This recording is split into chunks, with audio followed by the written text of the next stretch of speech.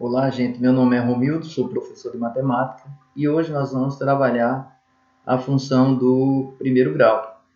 Vou colocar um exemplo inicial para a gente chegar ao conceito da função e a partir daí a gente vai resolver alguns exemplos para aprimorar o conhecimento. Então, veja só, a gente sabe que uma corrida de táxi ela é dada por um valor fixo, né, que a gente chama de bandeirada, e um valor que a gente paga por cada quilômetro que a gente roda.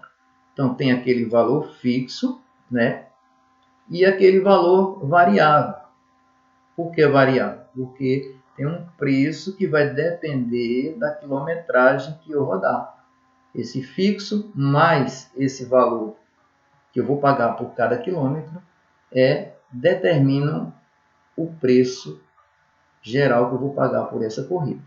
Aí eu coloquei essa situação aqui, ó, em uma determinada cidade, a bandeirada é igual a R$ 5,12 e a tarifa por quilômetro é de R$ 2,49. E aí nós vamos determinar o preço a ser pago em função dos percursos de 3 km, de 4 km e de 5 km. Então, quando eu percorrer 3 km, quanto é que eu vou pagar? E se eu percorrer 4 e 5 km, quanto é que eu vou pagar? Então, eu fiz aqui o meu x igual a 3. Esse x está representando aqui os quilômetros. Então, quanto é que eu vou pagar? Qual o preço da minha corrida? Eu vou fazer o seguinte, 5,12, que é a bandeirada, que é aquela parte fixa, mais R$ 2,49, né? O valor que eu vou pagar por cada quilômetro rodado.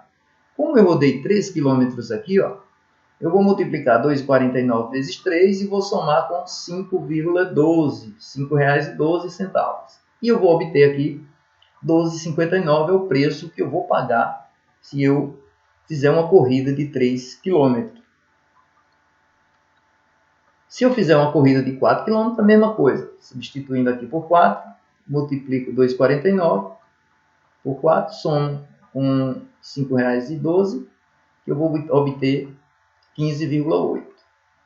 E se eu percorrer 5 km, eu vou ter R$ 5,12 mais 2,49 vezes 5, que vai dar R$ 17,51. Uma observação aqui é que você não deve somar o 5,12 com o 2,49 para depois multiplicar. Primeiro a gente resolve a multiplicação para depois fazer essa soma, certo? Dando sequência aqui, ó, com isso eu posso determinar uma lei que me permite calcular o preço em função da distância percorrida. Então, com essa lei, eu posso calcular o preço que eu vou pagar por uma corrida de táxi, independente do percurso. Qualquer percurso que eu fizer, eu vou saber calcular a minha corrida. E qual é essa lei? Essa lei é essa aqui, ó. O meu y aqui que eu estou usando, eu estou representando o preço. E eu posso usar, nas funções a gente usa sempre essas letrinhas aqui, o y e o x. Então eu posso usar o meu y ou meu fx. F de x é que ele está em função de x. Então posso usar tanto esse como esse aqui. Então a lei é essa aqui, ó. É 5,12 ou R$ 5,12, né? Que é a parte fixa, que é a bandeirada, mais os R$ 2,49 multiplicando a quantidade de quilômetro que percorreu. Com isso, se eu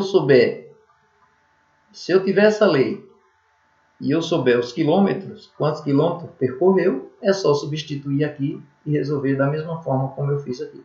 Então, essa é a lei, ou essa é a função. Você observa que essa função aqui ela tem um termo que está junto do x, né? E tem um termo independente, que não tem letra junto dele. Observe bem isso, porque mais na frente nós vamos conversar sobre essa questão.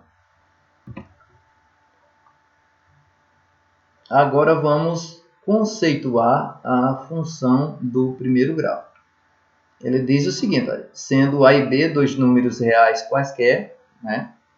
Denomina-se função do primeiro grau toda função f de R em R definida por essa lei aqui, ó. F de x igual a x mais b. Você observe que no exemplo anterior do táxi, eu disse a vocês lá, disse, ó, tem um termo com x e um termo independente. Coloquei duas vezes exatamente por conta dessa notação aqui, ó, f de x e y. Então, observe o seguinte, eu tenho um termo com x e um termo independente. O a e o b são os coeficientes, são números reais que vão aparecer nas funções. Então, é bom que você saiba que o a é o valor que está sempre juntinho do x ali, ó, e o b é o termo independente. Isso não muda, pode mudar a ordem dos termos, mas o a sempre vai ser aquele que está juntinho do x e o b vai ser o termo independente, certo? O meu a tem que ser diferente de zero. Se o meu a for zero aqui, ó, quando eu multiplicar 0 por x vai dar 0. Então, vou anular esse termo. Se eu anular esse camarada aqui, ele deixa de ser do primeiro grau. Porque o que determina a função, se ela é do primeiro, segundo grau, é exatamente o expoente da variável x. Esse expoentezinho aqui oculto é 1. Se eu anular esse termo aqui, e ele não existir, eu não vou ter 1 ali. Minha função não será uma função do primeiro grau, certo? Então, dando continuidade aqui, ó, vou colocar alguns exemplos. Meu f de x é igual a x mais b, né? O meu a é o que está junto do x, o meu b é o termo independente. E aqui, ó, eu tenho uma função f de x igual a 2x. E eu quero que determine o valor de a e b. Ó. O valor de a é o que está junto do x, já mostrei aqui, é 2. E o b, ele não está aparecendo. O termo b não está aparecendo ali. Quando isso acontece, nós temos ali o zero. Segundo exemplo aqui, ó. F de x é igual a raiz quadrada de 2x mais 4. Você observa que o a, quem é que está juntinho do x? É a raiz de 2. E o termo independente, 4. Menos x mais 1. O x aqui, ó, qual o número que está aqui junto dele? Quando não tem número, tem quanto ali? Oculto? 1. Como eu tenho um sinal ali de menos, então meu a é menos 1. E o meu b, o termo independente, é 1. Quarto exemplo. F de x igual a x. Olha aqui, o x está sozinho. Então, com ele tem 1. Meu a é igual a 1. E meu b é igual a 0. Veja que aqui o b também não aparece igual aqui em cima. Certo, gente? Vamos seguindo. Vamos determinar agora as raízes da função ou a raiz da função do primeiro grau, né? A raiz é também chamada de zero, né? Raiz ou zero da função do primeiro grau.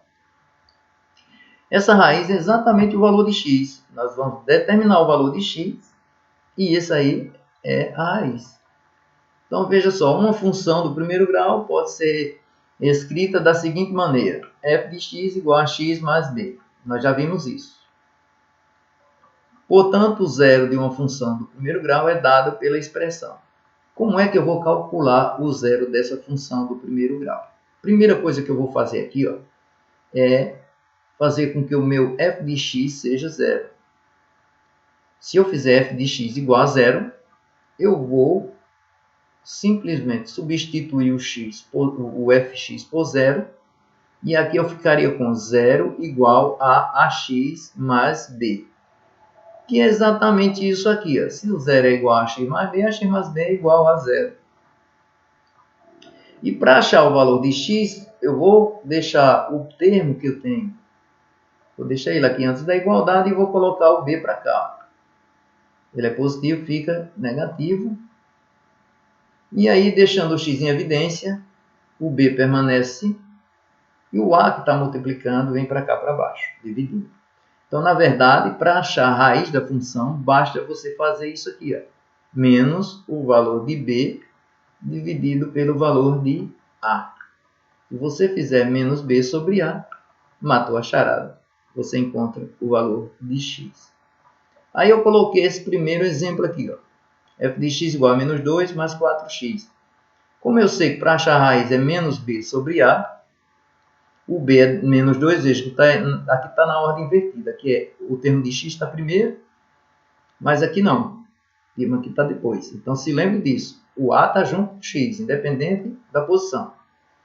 Então, ó, é menos b sobre a. Menos o valor de b é menos 2 e a é 4. Menos e menos dá mais. 2 sobre 4. Simplificando, fiquei com 1 sobre 2. Então, essa é a raiz da minha função. A raiz, que é o valor de x, é igual a 1 sobre 2. Um outro exemplo aqui, ó. 6x mais 12. Então, eu tenho meu x é igual a menos b, é 12, que é o termo independente, dividido por a, que é 6. Menos 12 dividido por 6 é igual a 2. Então, usando essa regrinha aqui, essa formulazinha aqui, com certeza você vai determinar a raiz dessa função com uma facilidade maior. Vamos agora trabalhar o gráfico da função do primeiro grau, certo? Como é que eu vou fazer isso aqui? Uma das maneiras de resolver, de fazer o gráfico, de construir o gráfico da função, é você fazer uma tabelinha, né?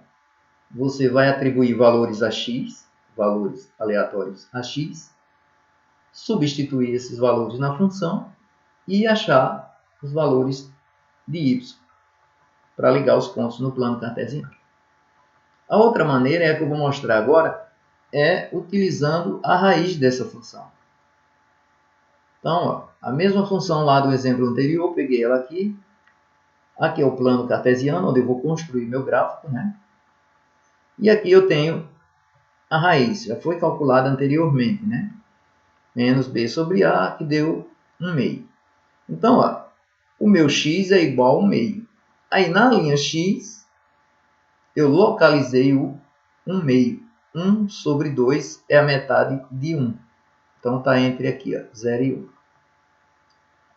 segundo ponto que eu vou determinar é o ponto que vai estar na linha y. Esse ponto que vai estar na linha y é o mesmo valor de b que é fornecido aqui na função. O meu b é o termo independente, então, meu b aqui é menos 2, então, o meu y é igual ao b, e nesse caso nosso aqui é menos 2. Então, na linha y sempre vai, o gráfico, a reta sempre vai tocar no ponto menos 2 na linha y. Então, localizando esse ponto aqui, menos 2, está na parte de baixo aqui, para baixo os negativos, para cima os positivos. Então, está aqui o ponto menos 2. E aí, é só traçar essa retinha aqui, ó, a retinha azul, que é exatamente o gráfico da função do primeiro grau, dessa função aqui, desse exemplo. Aí, aqui eu coloquei algumas coisas que são interessantes. A interseção com o eixo x é a raiz.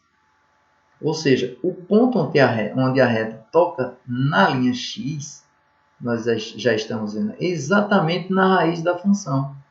Exatamente no valor de x. A interseção com o eixo y é o ponto 0 e b. 0 e b. 0 e b. O b é o ponto menos 2. Então, 0 e b. Isso indica que o meu b e o meu y é a mesma coisa aqui. Aí eu traço esses dois pontos e obtenho o gráfico da função. O a, isso é importante saber, importantíssimo. A maior do que 0, a função é crescente. A função é crescente. Você vem aqui, ó, o a está aqui junto do x. Então, você vai observar se esse a é positivo ou se ele é negativo. No caso da gente aqui é positivo, então o a é maior do que 0.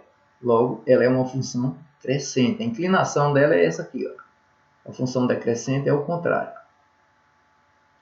Vamos ver no exemplo que vem já daqui a pouco.